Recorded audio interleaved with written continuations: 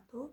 Di sini saya akan mempresentasikan materi tentang artikel hasil penelitian dengan pembahasan yaitu definisi, pengertian, tujuan, langkah-langkah, dan contoh artikel hasil penelitian. Yang pertama ada definisi. Artikel hasil penelitian adalah tulisan ilmiah yang disusun berdasarkan hasil suatu kegiatan penelitian, baik penelitian lapangan, eksperimen, maupun studi pustaka yang bertujuan untuk melaporkan temuan, menganalisis data, serta menarik kesimpulan yang dapat memberikan kontribusi terhadap perkembangan ilmu pengetahuan. Lalu ada ciri-ciri dan struktur umum artikel hasil penelitian. Memiliki ciri-ciri berdasarkan data empiris, yaitu ditulis dari hasil pengamatan langsung dan bukan hanya teori. Yang kedua, penelitian nyata, bukan opini. Yang ketiga, menggunakan metode ilmiah. Memuat langkah-langkah penelitian seperti rumusan masalah, tujuan, metode, hasil, dan kesimpulan. Yang keempat, ada objektif dan sistematis. Disusun dengan bahasa ilmiah, logis, dan mengikuti struktur tertentu. Dan yang kelima, dapat dipertanggungjawabkan dengan menyertakan sumber data, referensi, dan analisis yang valid. Lalu ada struktur umum artikel hasil penelitian, yaitu judul dan identitas penulis, abstrak dan kata kunci, pendahuluan, meliputi latar belakang, rumusan masalah, tujuan, metode penelitian, hasil dan pembahasan, kesimpulan dan saran, dan daftar pustaka. Lalu ada pengertian. Artikel hasil penelitian adalah karya tulis ilmiah yang berisi laporan lengkap mengenai proses dan hasil dari kegiatan penelitian yang telah dilakukan secara sistematis dengan metode ilmiah tertentu. Biasanya dipublikasikan dalam jurnal ilmiah agar dapat dibaca, diuji, dan dimanfaatkan oleh masyarakat, akademik, serta peneliti lainnya. Tujuan utama dari artikel ini untuk menyampaikan temuan-temuan baru berdasarkan bukti empiris dan analisis yang dapat dipertanggungjawabkan secara ilmiah. Berikutnya tujuan. Memiliki beberapa tujuan penting baik bagi penulis maupun bagi pengembangan ilmu pengetahuan. Yang pertama, menyebarluaskan hasil penelitian. Membagikan temuan atau hasil penelitian kepada masyarakat ilmiah agar hasil tersebut dapat diketahui, dikaji, dan dimanfaatkan oleh pihak lain. Yang kedua, mengembangkan ilmu pengetahuan dan teknologi. Melalui publikasi hasil penelitian, ilmu pengetahuan akan terus berkembang karena peneliti lain dapat menggunakan hasil tersebut sebagai dasar untuk penelitian berikutnya. Yang ketiga, membuktikan dan mendukung teori. Digunakan untuk memperkuat, membantah, atau memodifikasi teori yang sudah ada berdasarkan bukti empiris yang ditemukan dalam penelitian.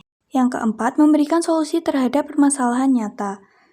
Diarahkan untuk menjawab permasalahan yang terjadi di masyarakat, sehingga artikel ini menjadi sarana penyampaian solusi yang didasarkan pada kajian ilmiah. Yang kelima, sebagai sarana pertanggungjawaban ilmiah atas penyajian data dan analisis yang transparan. Yang keenam, meningkatkan reputasi akademik penulis. Menjadi bukti kontribusi terhadap dunia akademik dan meningkatkan kredibilitas dalam bidang keilmuannya. Berikut langkah-langkah umumnya. Yang pertama, menentukan topik dan tujuan penelitian. Topik yang menarik dan relevan dengan bidang ilmu dan harus memiliki permasalahan yang dapat diteliti dan memberikan kontribusi terhadap pengetahuan. Yang kedua, melakukan penelitian atau pengumpulan data. Peneliti melakukan penelitian sesuai metode yang dipilih, bisa berupa eksperimen, survei, studi pustaka, wawancara, atau observasi untuk memperoleh data yang valid. Yang ketiga, menganalisis data penelitian. Data yang telah dikumpulkan kemudian diolah dan dianalisis menggunakan metode ilmiah. Tujuannya untuk menemukan pola, hubungan, atau temuan penting yang menjawab rumusan masalah penelitian. Lalu yang keempat, menyusun kerangka artikel. Yang kelima, menulis artikel secara sistematis dengan bahasa ilmiah yang jelas, objektif, dan menggunakan kalimat efektif. Setiap bagian harus saling berkaitan dan mendukung temuan utama penelitian. Yang keenam, melakukan pengecekan dan penyuntingan atau revisi untuk memperbaiki kesalahan ejaan, tata bahasa, logika penulisan, atau ketidaksesuaian format. Yang ketujuh, mempublikasikan artikel.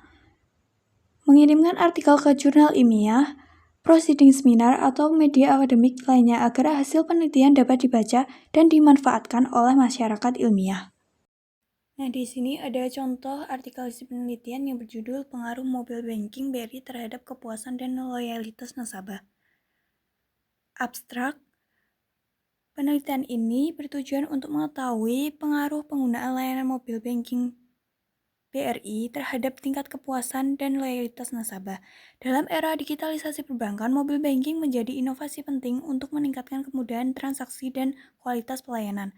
Metode penelitian yang digunakan adalah kuantitatif, dengan pendekatan survei terhadap 100 responden pengguna BRI Mobile. Analisis data dilakukan dengan regresi linear berganda untuk menguji pengaruh variabel mobile banking terhadap kepuasan dan loyalitas nasabah. Hasil penelitian menunjukkan bahwa kemudahan penggunaan, keandalan sistem, dan keamanan transaksi berpengaruh positif dan signifikan terhadap kepuasan nasabah. Selanjutnya, kepuasan nasabah memiliki pengaruh yang signifikan terhadap loyalitas. Penelitian ini menegaskan pentingnya peningkatan kualitas layanan digital dalam mempertahankan nasabah di era persaingan perbankan yang ketat.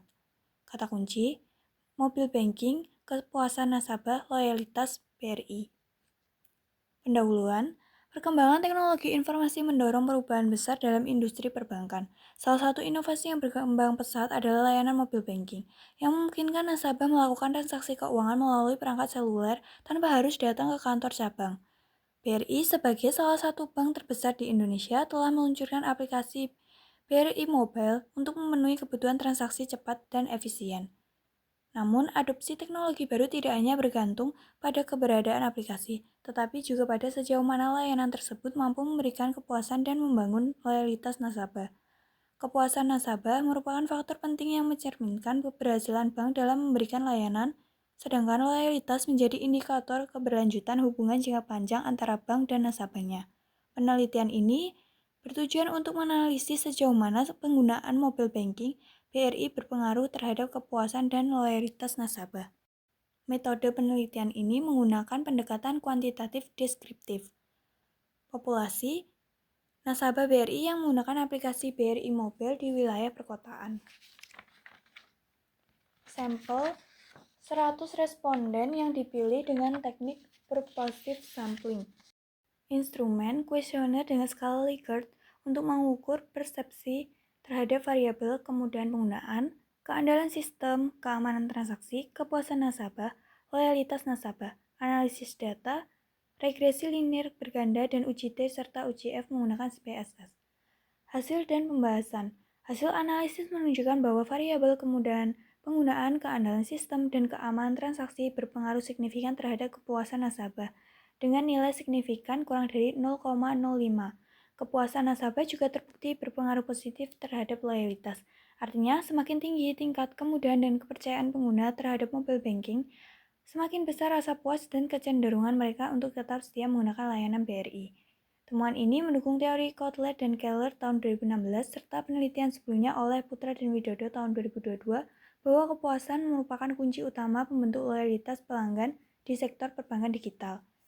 Kesimpulan, penelitian ini menyimpulkan bahwa layanan mobile banking BRI memiliki pengaruh positif dan signifikan terhadap kepuasan nasabah. Yang kedua, kepuasan nasabah berpengaruh signifikan terhadap loyalitas nasabah. BRI perlu terus meningkatkan kualitas fitur aplikasi, memperkuat sistem keamanan, dan memastikan stabilitas layanan agar kepuasan serta loyalitas nasabah dapat dipertahankan. Saran penelitian selanjutnya adalah memperluas variabel seperti kepercayaan dan persepsi nilai, serta memperluas wilayah penelitian agar hasilnya lebih general. Yang terakhir, daftar pustaka, kumpulan sumber rujukan yang digunakan dan dikutip dalam penyusunan karya ilmiah atau penelitian. Sekian presentasi yang saya sampaikan, ada kurang lebihnya saya mohon maaf. Wassalamualaikum warahmatullahi wabarakatuh.